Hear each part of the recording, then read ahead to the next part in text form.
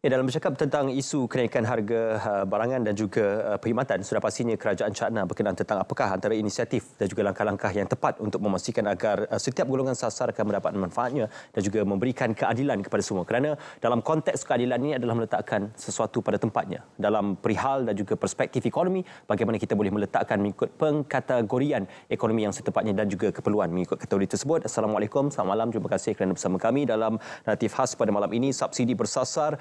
Inilah masanya. Banyak perbahasan dan juga perdebatan berkenaan tentang untuk kita melihat apakah antara tujuan dan juga inisiatif subsidi ini akan dapat melegakan sedikit bebanan yang sedang dihadapi oleh rakyat, khususnya berada di golongan bawah B40, M40 dan juga mungkin ada yang terkesan dalam kategori ini. Jadi kalau kita bercakap berkenaan tentang langkah-langkah kerajaan, bulan yang lalu juga kita menyaksikan bagaimana perbahasan, perdebatan berkenaan tentang subsidi elektrik juga telah pun diperihalkan dan juga diwahanakan. Malam ini untuk bercakap berkenaan topik kita untuk naratif khas di saluran TV1 dan juga berita RTM, saya amat berpuas hati untuk bersama dengan secara fizikal di studio pada malam ini yang berbahagia Profesor Datuk Dr. Raja Rasiah, Profesor Ulung Ekonomi, Institut Asia Eropah, Universiti Malaya. Apa khabar, Prof? Khabar baik, Tuan. Terima kasih kerana bersama kami pada malam ini.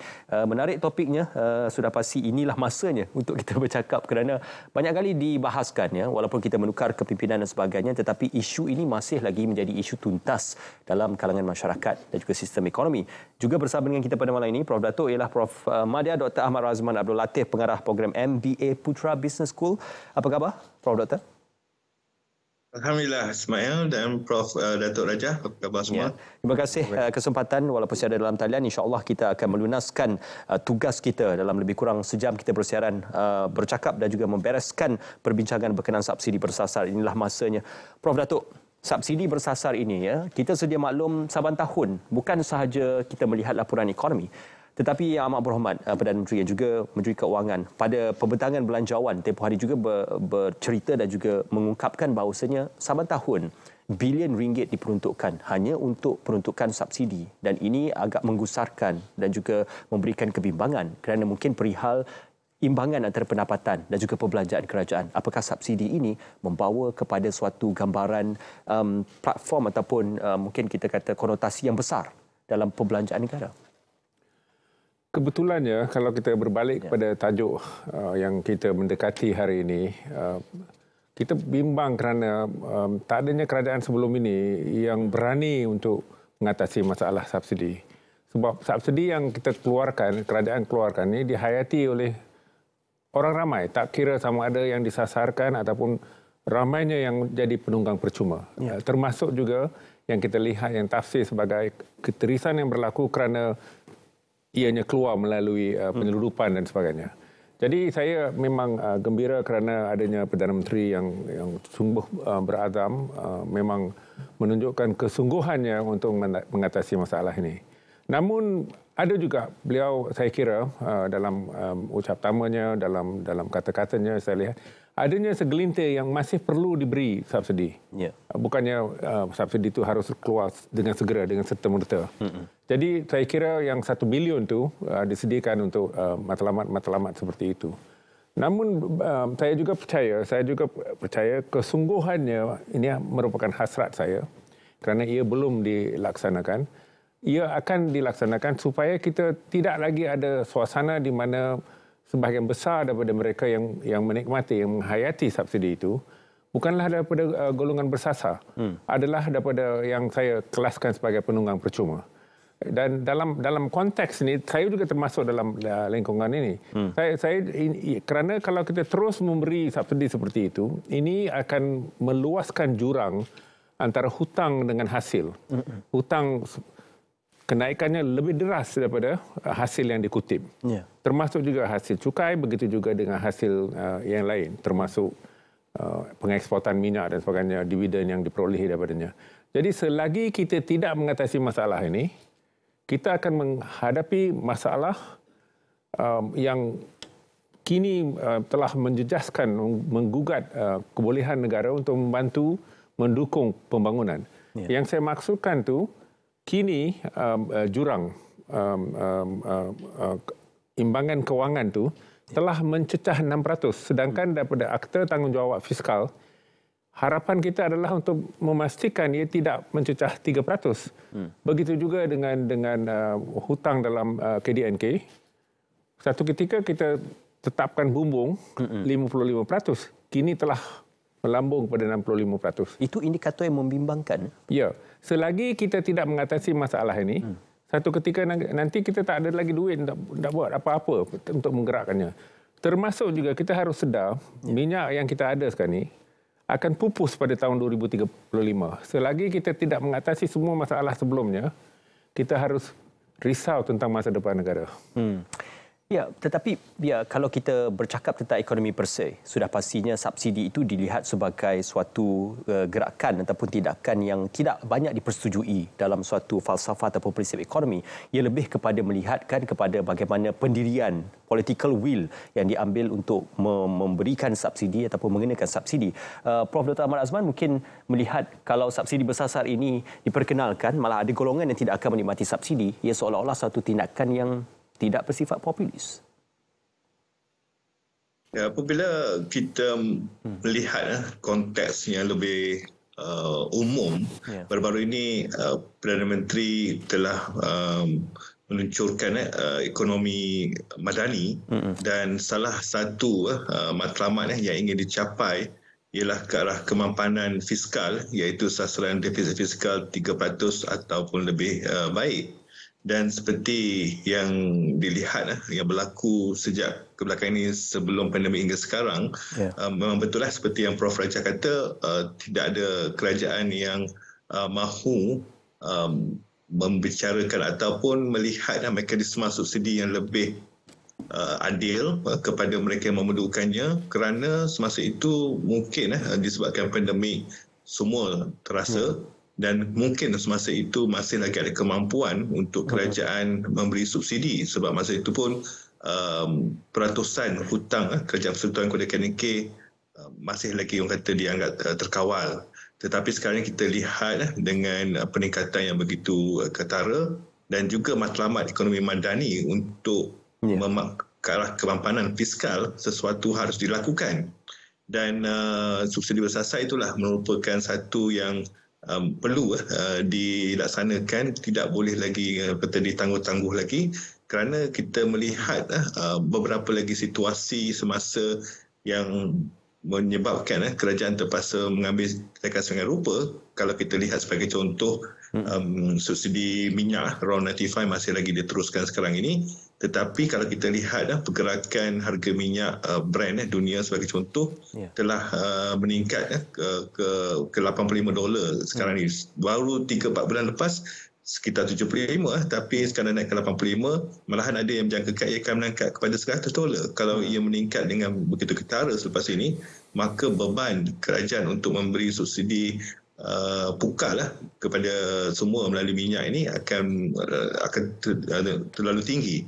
Oleh itu saya melihat itu disebabkan keperluan yang harus diambil oleh kerajaan untuk memastikan bahawa kemampanan fiskal itu masih ada. Pada masa yang sama, hanya mereka yang layak saja mendapat subsidi yang patut diberi ini. Dalam membuat tindakan ini, berkira-kira berkenaan tentang situasi pendapatan negara, situasi ekonomi dan juga situasi fiskal yang sedang berlaku, maka subsidi bersasar ini menjadi perbahasan dan juga menjadi perdebatan.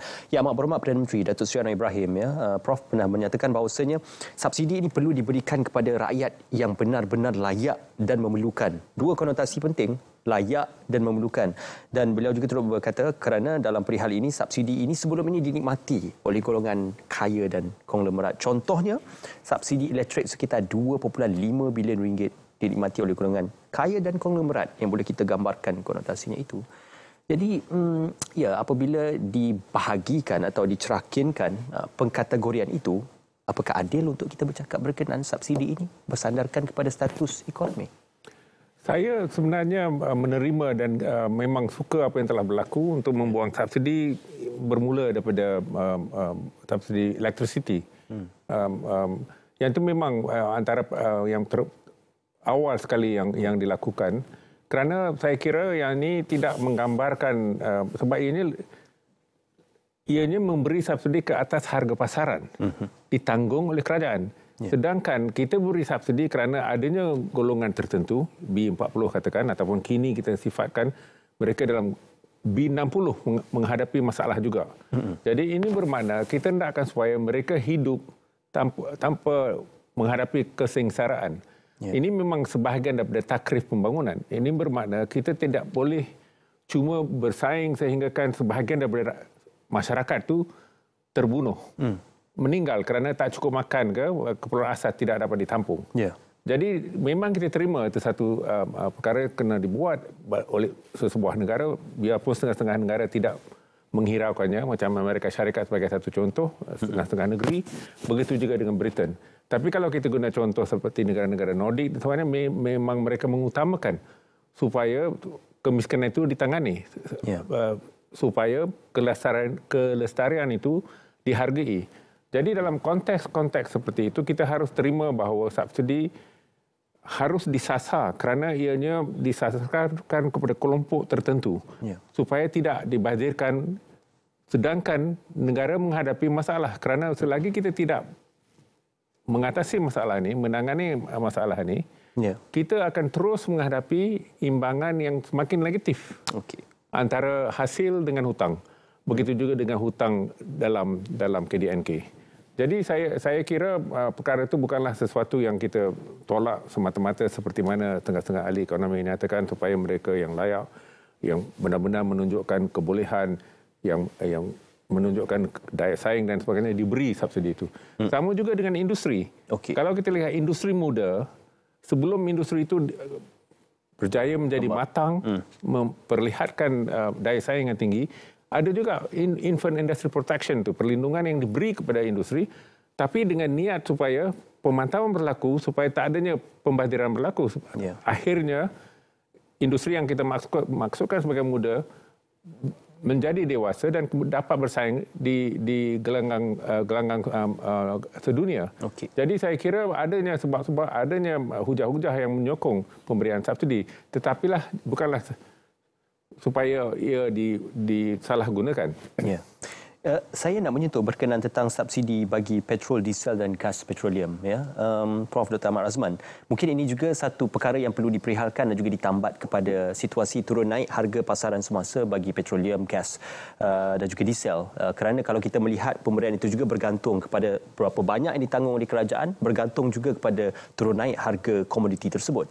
Jadi disebutkan untuk penjimatan sehingga 17 bilion ringgit setahun kalau sekiranya kita melaksanakan subsidi bersasar kepada petroleum, gas dan juga diesel. Apa kita perlu melihat semula bagaimana permainan dan juga turun naik harga petroleum, gas dan diesel itu boleh menjadi satu indikator kepada penjimatan yang akan dinikmati oleh negara tahun demi tahun, Prof. Saya bersetuju. Yang Ismail sebut itu adalah kenyataan oleh Timbalan Menteri Kewangan pertama, Datuk Seri Mahmud Maslan, yang menyatakan bahawa penjimatan 17 bilion itu jika golongan T20 tidak menepati subsidi petrol, diesel dan LPG. Dan penggunaan T20 untuk minyak sekarang adalah sekitar 35%. Bayangkan bahawa banyak minyak itu sebenarnya pergi kepada mereka yang sebenarnya mampu. Dan kalau kita lihat penjimatan 17 bilion itu amat tinggi berbanding kalau subsidi elektrik pada masa ini yang telah ada orang kata bersasar, penjimatannya lebih kurang 4 bilion, maka ia lebih kurang 4 kali ganda yang boleh dijimatkan jika ini disasarkan. Tetapi kalau kita lihat kenapa ianya belum lagi dilaksanakan seperti elektrik, kerana dari segi pelaksanaan itu dia melibatkan banyak kementerian, dia melibatkan banyak mekanisme dan juga platform. Kalau elektrik itu hanya satu saja yang pengendali, TMB, dan dia ada smart meter dia boleh monitor semua pengguna elektrik hanya satu pihak saja. Tapi kalau kita lihat minyak ni dia ada banyak operator dan juga melibatkan pengguna yang pelbagai. Dan disebabkan itulah kerajaan mengambil masa sedikit untuk menyiapkan infrastruktur ataupun mekanisme untuk membolehkan mereka yang layak sahaja mendapat manfaat daripada subsidi bersasar ini. Tapi ianya amat perlu kerana kalau kita lihat penjimatan itu adalah lebih banyak daripada penggunaan ataupun penjimatan daripada subsidi bersasar untuk elektrik. Tetapi saya lihat ianya perlu melalui beberapa kata siri percubaan kerana kita tidak mahu apa yang berlaku sekarang ini yang melibatkan bahan kawalan macam minyak masak, macam beras, ataupun sebenarnya kalau tengok minyak pun terutama di sempadan negara jiran, berlaku situasi yang mana apabila kita cuba menghadkan penggunaannya kepada golongan tertentu, tetapi berlaku banyak penyeludupan, berlaku banyak rasuah yang menyebabkan negara kita atau rakyat kita sebenarnya tak dapat manfaat, tetapi memberi manfaat kepada golongan tertentu. Itu yang saya lihat kita kerajaan bukan setakat memastikan mekanisme sesuai untuk rakyat, tetapi pihak seperti kastam dan sebagainya harus memastikan bahawa tidak berlaku ketirisan dan juga penyeludupan apabila subsidi bersasar ini diperkenalkan. Termasuk juga kalau T20 dia sepatutnya tak layak, tapi kalau dia berjaya mencari jalan untuk mendapatkan juga subsidi itu, kita kena pastikanlah supaya jalan-jalan itu tidak dapat dilakukan oleh golongan tersebut. Maka perbincangan ini bukan hanya terjurus dan terarah kepada bagaimana subsidi bersasar itu boleh menjadi suatu penyelesaian, tetapi apa mekanisme untuk memastikan tiada ketirisan dan mekanisme untuk memastikan pelaksanaannya itu benar-benar sampai kepada golongan yang memerlukan dan yang benar-benar layak. Kita akan sambung perbualan kita pada malam ini bersama dengan Prof. Razman dan juga Prof. Datuk Raja Rahsia bersama dengan kita seketika nanti dalam Naratif Khas.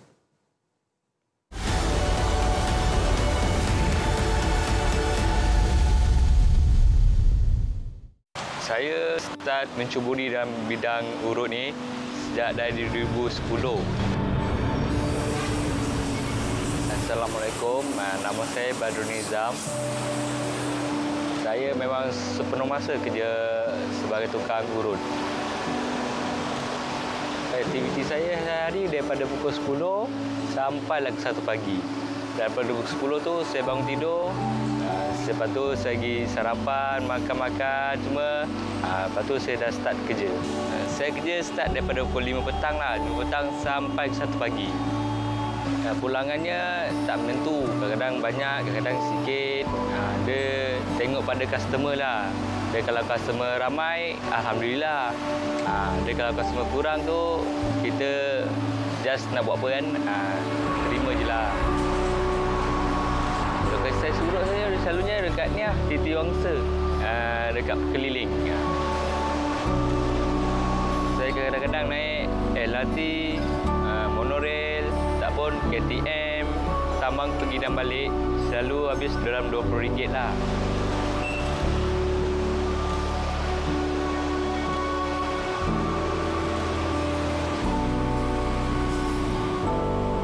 Tambang percuma bagi golongan orang OKU dan student. Jadi duit tambang tu saya bolehlah menabung untuk masa depan. Mula saya apply kat ni pergi ke cawangan KTM. Lepas tu saya tunjukkan kat OKU saya. Lepas tu dalam beberapa minit kad ni telah siap. Lepas tu saya pernah pergi ke Negeri Sembilan, ke Seremban sana, menggunakan kad ni lah. Saya rasa usaha macam ini kita boleh teruskan, bukan untuk golongan OKU dengan student je, malah dengan semua umat lah kan, rakyat. Saya sokong dengan cadangan seperti ini, dia memberikan kestabilan pada rakyat dan untuk menyatukan negara.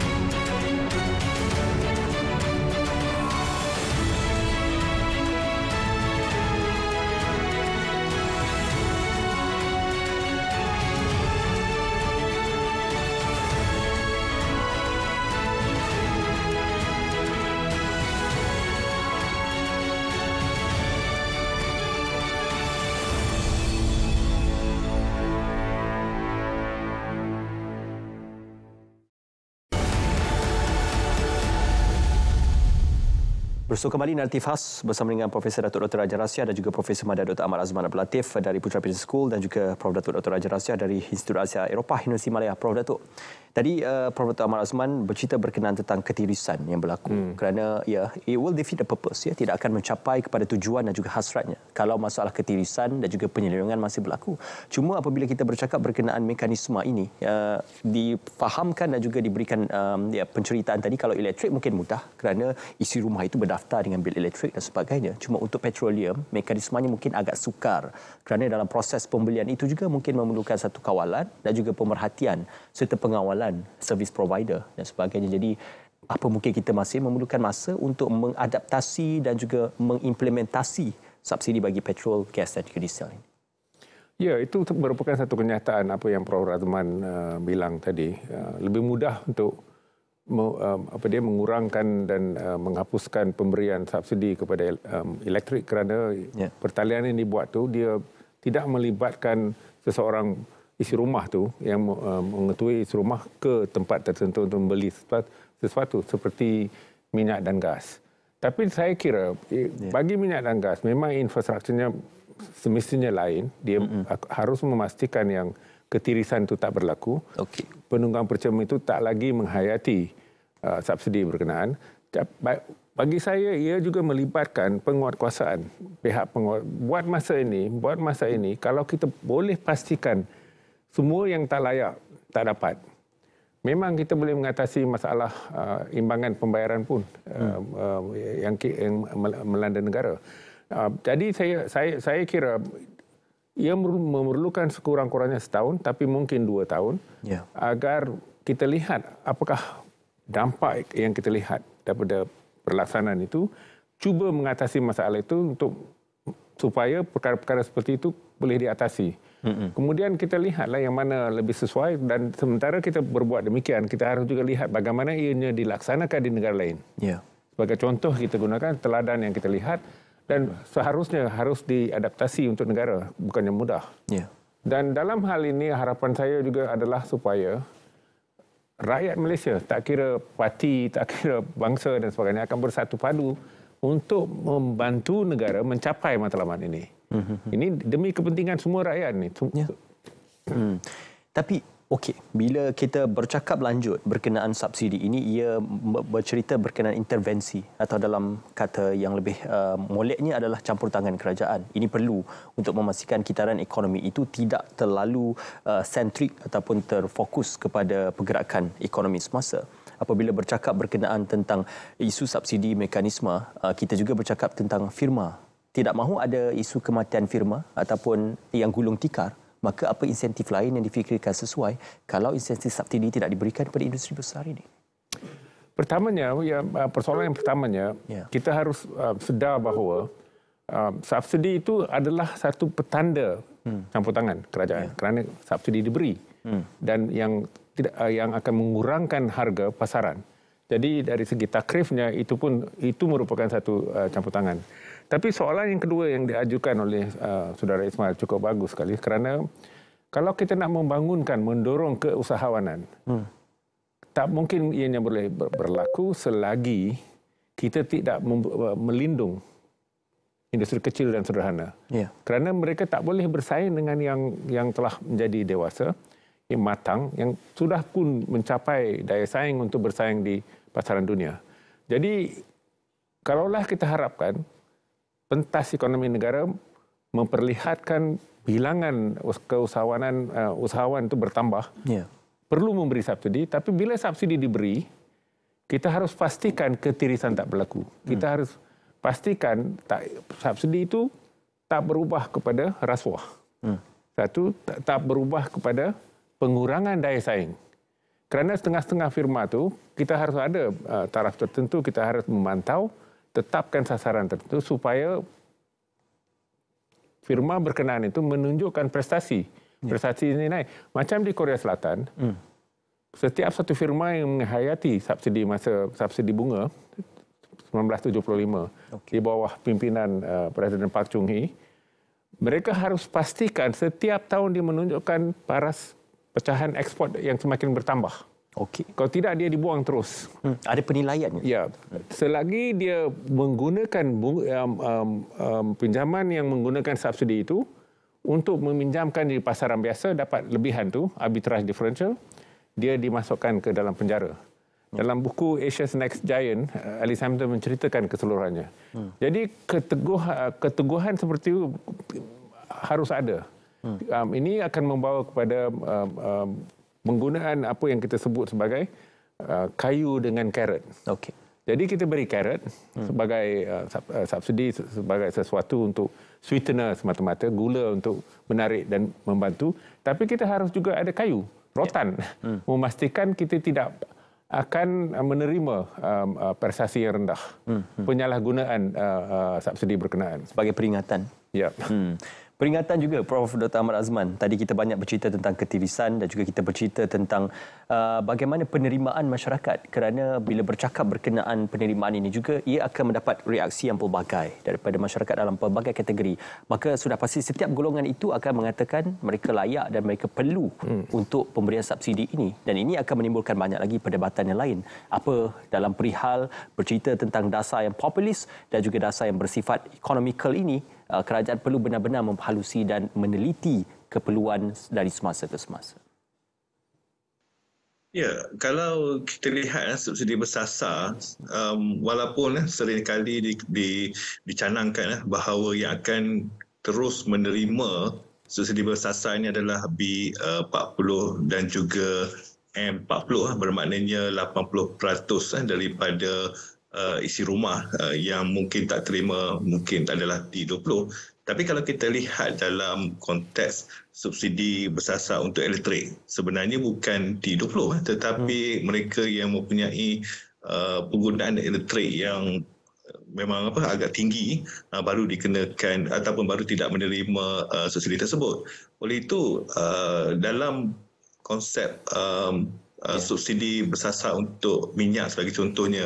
Ada juga yang mengatakan Prof. Azman, saya mencelah sedikit isu elektrik itu bukan hanya penggunaan yang berlebihan diperdebatkan, tapi mungkin faktor-faktor cuaca dan juga mungkin faktor-faktor keperluan itu menyebabkan ia tidak hanya tergantung kepada status ekonomi, tetapi keperluan dalam kehidupan dan kebajikan rakyat juga kadang-kala mendesak untuk penggunaan yang berlebihan dalam aspek utility tersebut.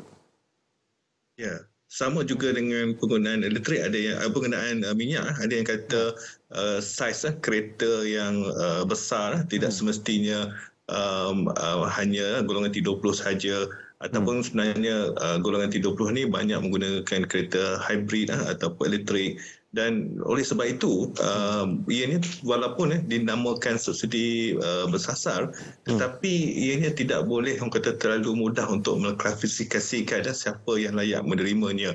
Kita harus lihat faktor-faktor seperti lokaliti di mana mereka berada.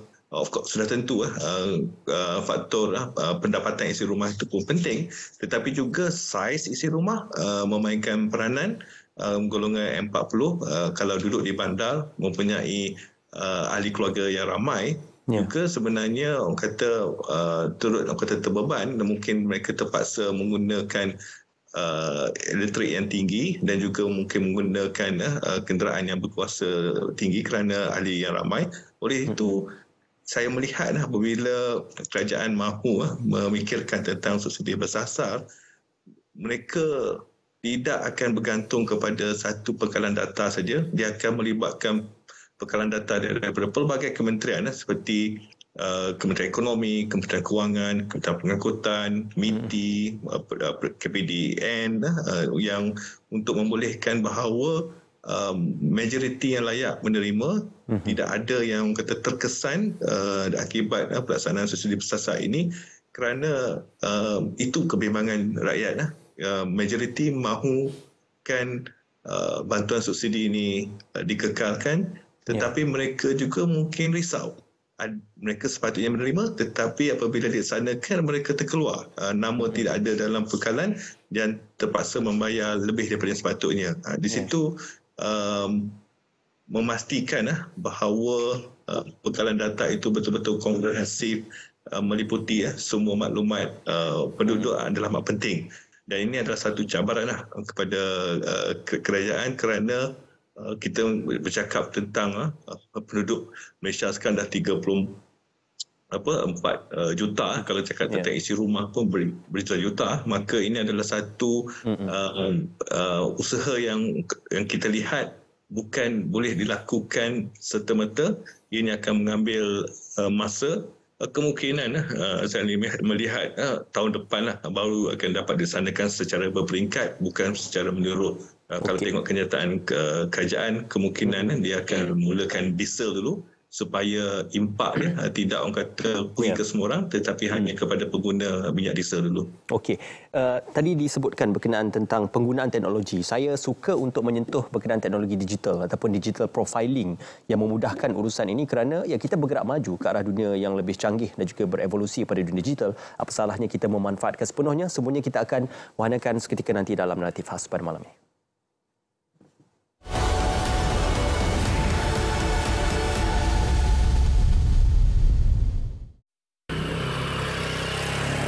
Saya datang KL ni tahun 2020. Tapi saya datang sebatang kara lah. Tak ada family, tak ada apa. Daripada kat kampung, saya memang tak ada kerja.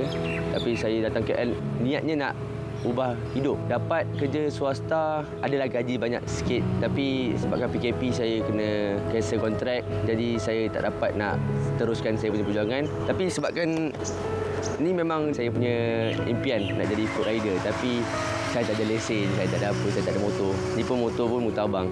Susahlah sebab saya kena catur makanan. PKP memang buat saya buntu sikit lah kadang-kadang. Saya memang tak ada lesen benda pedawat. Tapi sebab nak buat lesen zaman sekarang pun memang makan masa satu, makan duit satu, jadi saya tangguhkan dulu sebab memang saya nak kena makan juga kan. Nak catur makanan satu hal, apa tu pakaian lagi. Macam dalam hidup ni saya pegang satu benda. Daripada awal sampai habis saya pegang satu ayat, iaitu innamal a'malu binniyat. Saya mulakan sesuatu perkara, semua benda dengan niat. Kalau ada niat dengan baik, insya-Allah Allah tolong saya. Saya still nak perjuangkan, saya still nak dapatkan lesen B2 tu. So satu hari tu saya tengok berita. Saya tak tahu memang itu yang ditakdirkan oleh Allah untuk saya berjaya. So saya tengok my lesen B2 ni, saya terus buka Google dan check out lah pasal benda ni. Bagusnya my lesen B2 ni dia dapat bantu golongan muda macam saya daripada kita orang naikkan kadar pengangguran negara. Jadi adanya lesen B2 ni dapat jimatkan orang punya wang supaya buat lesen. Kan memang zaman sekarang memang mahal. So my lesen B2 memang sangat baguslah untuk anak-anak muda zaman sekarang kan. Dan pendapatan saya untuk buat e-hailing ni bolehlah. Kadang-kadang cukup makan. Kalau ada lebih rezeki tu still boleh menyimpan. Alhamdulillah cukup makan. Tapi untuk saya inisiatif My Lesen B2 ni kena diteruskan. Dalam masa yang sama saya nak ucapkan terima kasih banyak-banyak dekat kerajaan sebab tubuhkan inisiatif My Lesen B2 ni. Dalam masa yang sama rakyat juga boleh membantu ekonomi negara dan mengukuhkan lagi persatu padu antara rakyat dan juga menstabilkan ekonomi negara.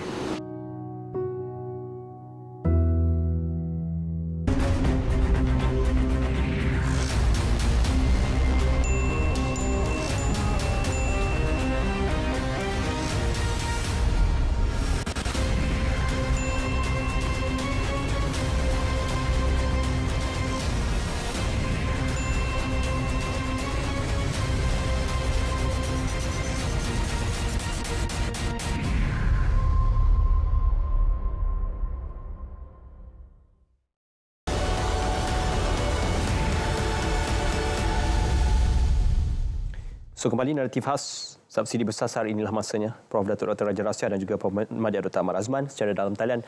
Prof. Datuk, digital profiling yang kita katakan tadi ataupun pengenal pastian melalui profil digital, ini penting ya, kerana untuk memastikan tiada ketirisan dan ia benar-benar menjadi suatu proses yang diyakini dan juga selamat. Tabung Haji telah pun memulakan proses ini bertahun lamanya dalam melihat siapakah yang layak untuk menerima subsidi haji dan juga siapakah yang layak, bersandarkan kepada jumlah caruman, pendapatan, isi rumah dan sebagainya. Jadi apa mungkin kerangka dan juga framework itu boleh diadaptasikan dalam pemberian subsidi lain ataupun dalam elemen-elemen yang lain?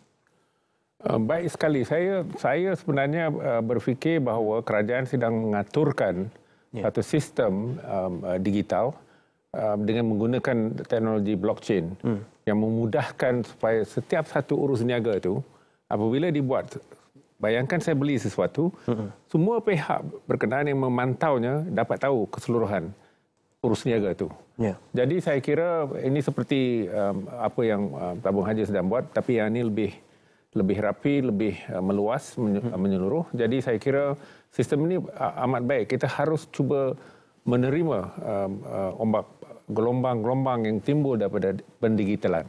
Saya lihat inilah langkah yang sesuai untuk menangani isu ini, selain daripada keazaman, kesungguhan untuk memantau sepenuhnya untuk mencapai prestasi yang kita harapkan.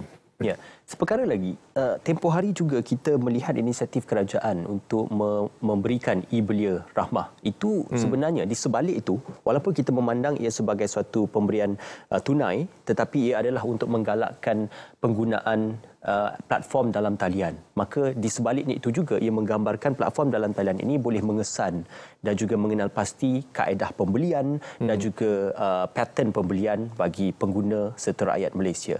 Jadi apa sebenarnya ini salah satu daripada keharusan dan juga kemestian untuk kita menggunakan platform dalam talian dalam memastikan usaha untuk subsidi bersasar ini boleh disekalikan dan juga disimbiosis-kan.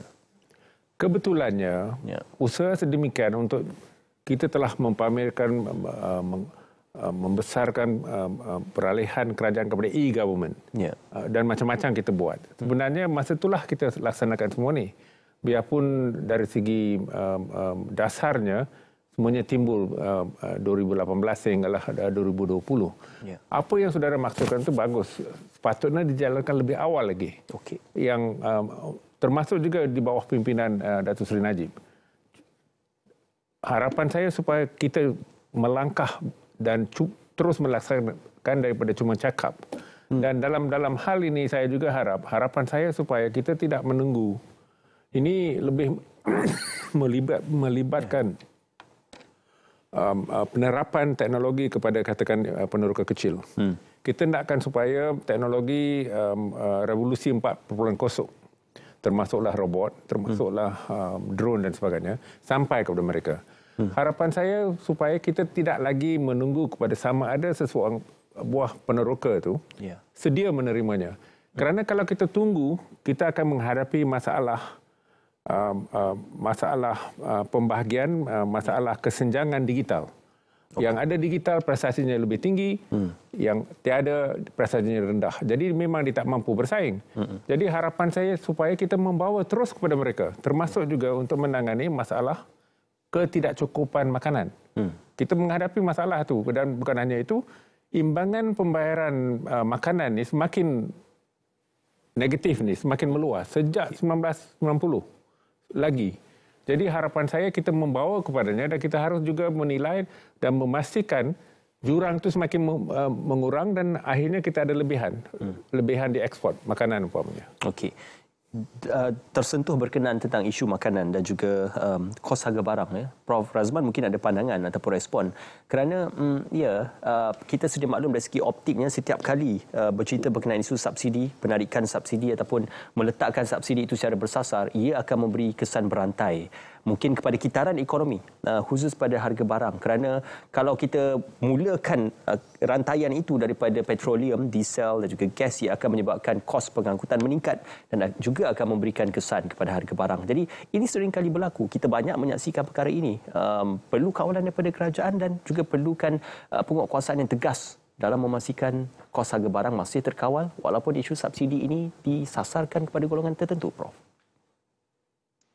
Ya, itu juga menjadi satu kebimbangan. Ada apabila subsidi pukal ditukar kepada subsidi bersasar, adakah ini akan menaikkan kos sara hidup ataupun inflasi? Kalau kita lihat apabila kerajaan berterusan memberi subsidi pukal kepada barangan asas makanan dan juga minyak, kita berjaya mengekalkan kadar inflasi yang agak rendah pada bulan Jun 2.4%, penurunan yang paling rendah untuk 6 bulan pertama pada tahun ini dan lebih rendah berbanding dengan beberapa negara lain seperti kalau kita lihat di Korea Selatan, Indonesia, Filipina, inflasi Malaysia lagi tinggi daripada kita, dan juga kalau di Eropah dan Amerika Syarikat pun masih lagi tinggi daripada kita, dan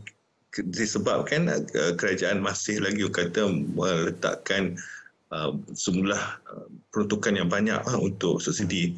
Oleh itu apabila subsidi bersasar dilaksanakan untuk beberapa barang tertentu, sudah tentu ini akan memberi impak kepada kos sara hidup.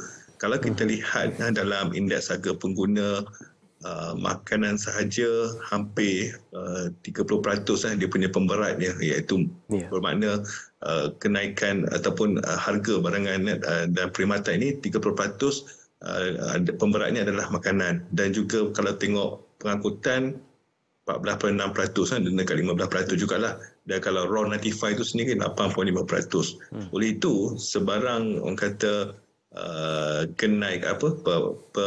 penghapusan subsidi kepada semua, hanya golongan tertentu yang mereka dapat, akan memberi impak. Terutamanya kalau kita lihat kerajaan mungkin nak memberikan subsidi bersasar kepada diesel. Diesel ni biasanya digunakan oleh golongan industri ataupun peniaga, dan ini akan meningkatkan kos operasi dan juga seterusnya harga barangan tersebut.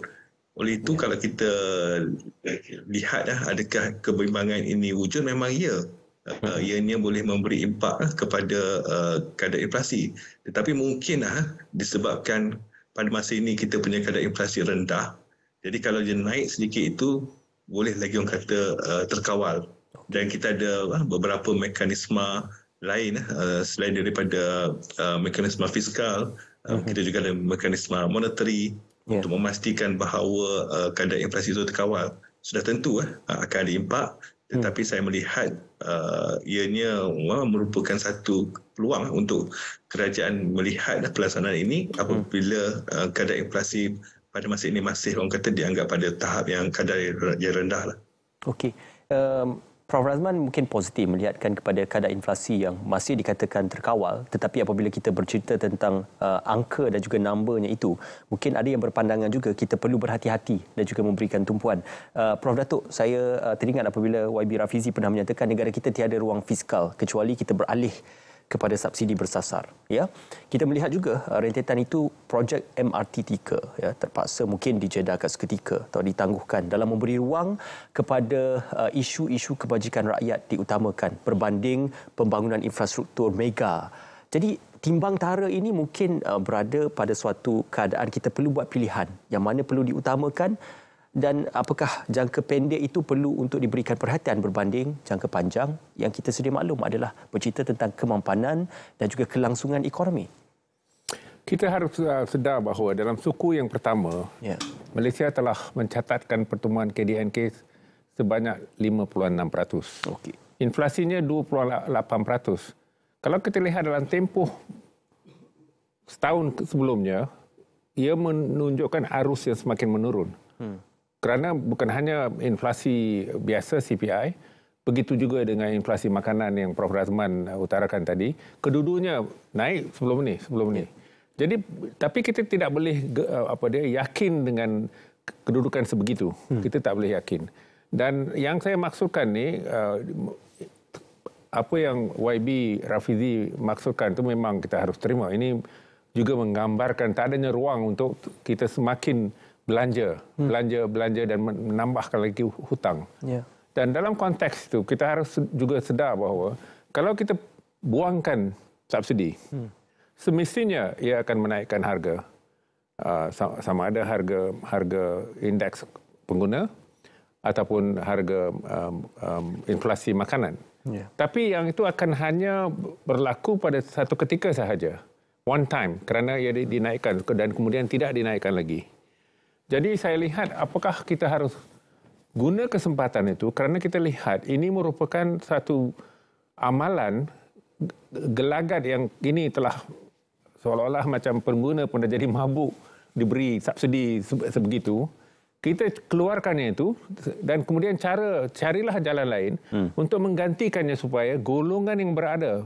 Buat masa ini Perdana Menteri nyatakan dalam kumpulan 60% tu. 60% tu tidak akan menghadapi masalah serumitnya. Bagi saya itulah pilihan.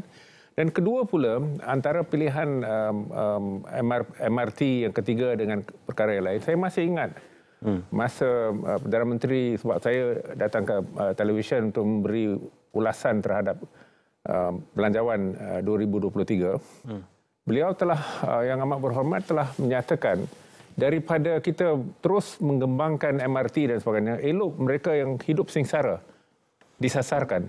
Sebab tu dia tangguhkan pelaksanaan MRT 3. Tapi yang saya lihat boleh bawa masalah ini, kalaulah perjanjian itu telah berlalu, maka ia akan melibatkan kerugian, melibatkan kes guaman yang mungkin pampasan yang mungkin juga boleh membawa kerugian. Jadi perkara seperti itu juga harus diambil kira. Okey. Baik, pandangan yang komprehensif dan konklusif Prof. Datuk dan juga Prof. Razman. Kita nak berehat seketika dan kembali selepas ini dalam Naratif Khas.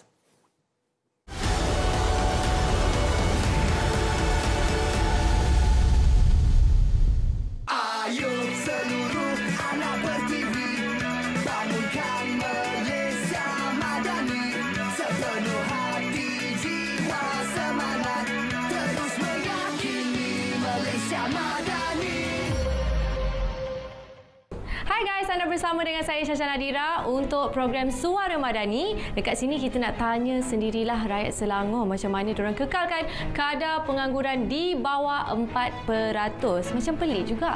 Macam mana peluang pekerjaan boleh lagi banyak? Kalau nak tahu lebih lanjut, jom kita tanya pengalaman dan juga pendapat orang Selangor sendiri. Let's go! Tanya pengalaman saya memang senang sebab peluang pekerjaan dekat Selangor so far alhamdulillah memang banyak. Cuma rajin dengan tak rajin je untuk kita cari. Kadang-kadang kalau kita ada skill, itu pun boleh jadi kita punya sumber pendapatan lah. Selangor ni negeri yang pergi dah maju kan, compare dengan state lain kan.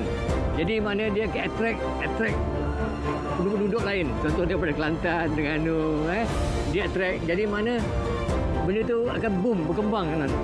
Jadi mana tu ada kadar rate tu jadi rendah begitu. I think compared to other state, it is relatively easier. But I think it depends on what job you are looking for as well.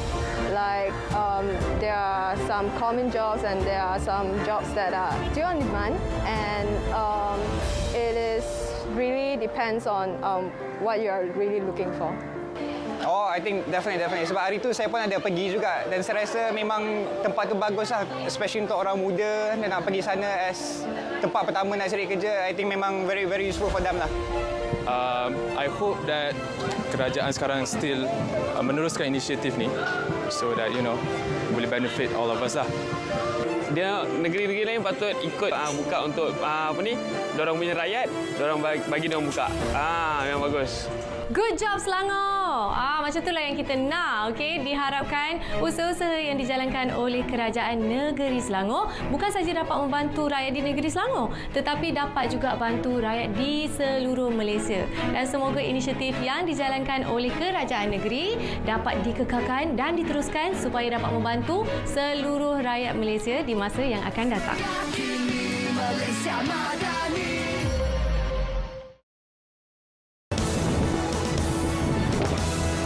Zahirkan rasa cinta kepada negara sempena sambutan Hari Kebangsaan dan Hari Malaysia 2023.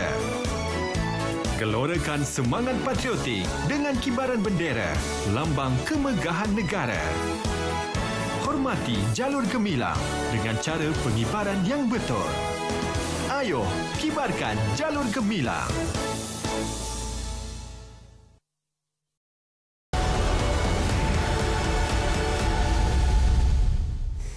Bersua kembali Naratif Khas pada malam ini, subsidi bersasar.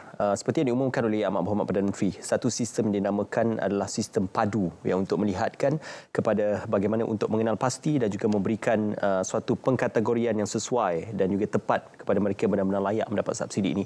Prof. Datuk, di rencana dan juga dijangkakan padu ini akan membawa satu pembaharuan dalam kita mengenal pasti sistem julat subsidi dan juga bagaimana meletakkan golongan yang benar-benar layak dalam subsidi. Jadi apa mungkin kita bakal menyaksikan padu akan dapat direalisasikan dalam masa terdekat?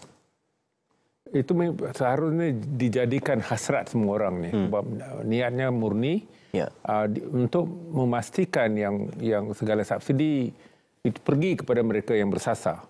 Jadi usaha yang pertama ialah untuk mengenal pasti siapakah yang layak tu.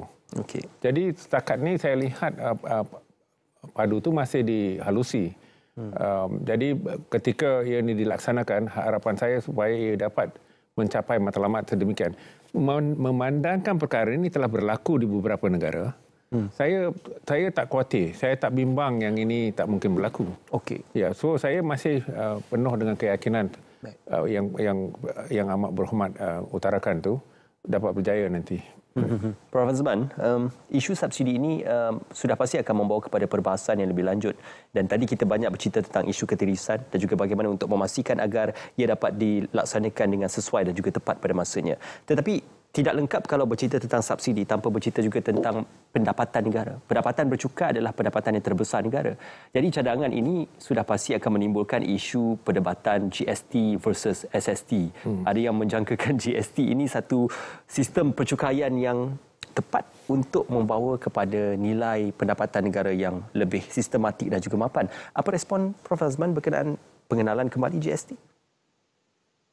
Ya, memang betul kita harus membicarakan tentang bagaimana kerajaan boleh menambah hasil pendapatan, kerana apabila kita cakap tentang subsidi bersasar, sebenarnya masih lagi kerajaan terpaksa memberi peruntukan, bukannya langsung terus tak kasih. Bermakna perbelanjaan itu masih ada, dan apabila kita melihat tentang hasil kerajaan, agak belum nampak sinar untuk peningkatan hasil dengan ketara. Kita lihat 15 juta pekerja, hanya 10%, 1.5 juta saja yang membayar cukai pendapatan. Oleh itu, apabila kita melihat adakah kerajaan mahu memperkenalkan kembali GST untuk menambah hasil, kalau ikut teorinya dan kalau ikut track record 2017 dulu memang 47 bilion kutipan dibuat, tetapi kalau ikut situasi semasa yang mana masih lagi ramai yang masih terbeban dengan apa yang berlaku sejak 2-3 tahun lepas ini, oleh itu saya melihat pelaksanaannya walaupun boleh dilaksanakan dengan segera kerana mekanisme sistem setiap peniaga sudah ada sebelum ini, tetapi belum sesuai kerana faktor rakyat masih lagi terkesan dengan kenaikan kos tarikh hidup. Namun saya melihat satu hari nanti rakyat harus menerima situasi yang mana GST ini mungkin akan diperkenalkan kembali. Yang penting pada masa sekarang ialah untuk meningkatkan mutu kualiti hidup rakyat, supaya apabila GST diperkenalkan, rakyat tidak akan terbeban, walaupun mungkin kadar diperkenalkan pada kadar yang sama sebelum ini 600, tapi masa itu mungkin semua dah tak ada yang orang kata miskin tegar dah tak ada masa itu. Semua dah sudah mempunyai gaji yang lebih tinggi daripada sebelum ini. Itu yang kita harapkan. Ya, Prof. Datuk, tidak akan ada yang boleh culas dalam sistem pembayaran GST. Ini diperakui kerana ia adalah antara sistem percukaian yang banyak diamalkan puluhan negara di seluruh dunia. Cuma bila bercakap tentang isu mengenakan kadarnya itu, kita perlu realistik. 6% mungkin tidak realistik dulu, tetapi apa 6% realistik sekarang? Singapura sudah menaikkan kadar GST, maka menyebabkan suatu polemik baru. Akan jadi 9%. 9%. Jadi angka yang sesuai, Prof. Datuk, cadangannya? Pandangan saya begini, kalau kita lihat negara-negara yang maju dan negara berpendapatan menengah ni, sama ada yang atas seperti Malaysia ataupun yang rendah seperti Indonesia, kebanyakannya, hampir semua melaksanakan GST, cukai nilai ditambah, kerana ia merupakan penyumbang utama kepada keanjalan antara KDNK dan cukai. Ini bermakna bila KDNK naik, hasil daripada cukai itu lebih tinggi kenaikannya. Kalau kita lihat dari Malaysia dengan ukuran yang lama, ia juga biarpun tempohnya singkat masa tu, 2015 hinggalah 2018 GST diperkenalkan. Soalan kedua ni, itu satu, dan perkara yang kedua ialah di semua negara ni yang saya maksudkan, yang maju dan yang berpendapatan menengah ni, GST lah yang merupakan penyumbang utama kepada cukai. Indirect tax, cukai bukan langsung. Malaysia sebaliknya yang berlaku, Jadi bagi saya, kalau kita nak pastikan lama-kelamaan supaya pergantungan, begitu juga dengan pergantungan Malaysia kepada sumber-sumber semula jadi yang semakin tiris, seperti minyak, gas dan sebagainya, kita harus pindahkannya kepada GST. Kalau kita lihat, GST merupakan merangkumi dari segi sumbangan pecahan daripada KDNK, mencatatkan lebih kurang 47% daripada pendapatan kerajaan perolehi di Norway, di Finland, di Sweden dan Denmark. Di Eropah secara puratannya 34.2%. Dan ini bermakna kita harus lihat itulah jangka panjang. Itulah jalan jangka panjang untuk kita. Kita tak boleh lagi bergantung pada minyak. Tapi kita harus pastikan hakikatnya dibawa kepada rakyat. Naratifnya penting. Naratifnya penting kerana kita bukannya abaikan golongan miskin, golongan marhain. Kita harap kerajaan akan gunakan sumber-sumber lain untuk membayar balik kepada mereka yang membayar GST. Kerana memang GST itu satu cukai regresif. Kita harus terima kerana yang berpendapatan rendah tu dia akan guna belanja segala pendapatannya untuk membeli barang dan perkhidmatan. Yang kaya memang dia ada duit untuk disasarkan kepada tabungan. Jadi kita harus membayar dia balik. Mesti ada yang ni kerajaan harus menggunakan naratif yang betul dan memastikan rakyat faham, sedar duit ini akan dibawa balik saluran lain demi memastikan tak adanya penunggang percuma. Ataupun kurangnya penunggang percuma. Cuma kerisauan kita banyak bertumpu kepada memberi bantuan kepada golongan B40 dan B60 ini, tetapi apakah mereka ini ingin akan keluar daripada kategori miskin tegar ataupun B40 itu menjadi persoalan, kerana ada juga perdebatan berkenaan tentang mereka masih lagi ingin berada di takuk itu kerana ingin menerima subsidi dan juga bantuan. Ini mungkin boleh kita lanjutkan dalam sesi perbincangan yang lain. Apapun, terima kasih Prof. Datuk kerana bersama kami. Terima kasih Prof. Ahmad Azman kerana bersama kami dalam Naratif Khas pada malam ini. Subsidi bersasar, inilah masanya. Kita harapkan agar akan ada suatu pembaharuan dan juga suatu mekanisme yang tepat dan juga sesuai untuk memastikan ia tidak akan menjadi hanya satu idea tetapi dapat diimplementasikan dengan selamat dan juga berkesan. Terima kasih kerana bersama kami dalam Naratif Khas pada malam ini. Dengan itu kita tinggalkan anda dengan Assalamualaikum. Salam Malaysia Madani.